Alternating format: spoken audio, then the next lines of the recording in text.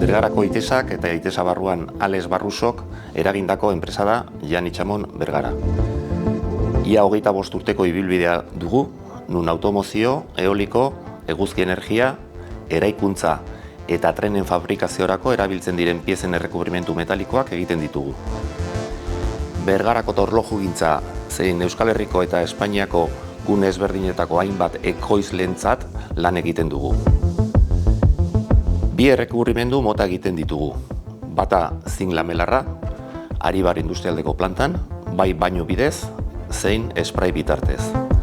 Eta bestalde zink nikela, baino elektrikoan, Itesako pabilloi batean.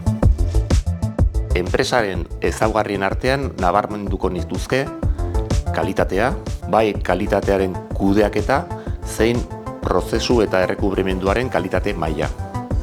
Batez ere automozio sektoreak dituen exigentzi eta kalitate maila eskaerari erantzunez. Bezeroari orientatuta dagoen enpresa da Jan Itxamon. Alde batetik bezeroen kontsulta teknikoei aholkularitza emanez, eta bestetik produkzio mailan entrega epe motzak flexibilitatea duten prozesu eta antolakuntzarekin. Eta azkenik, Jan Itxamoneko lantaldea.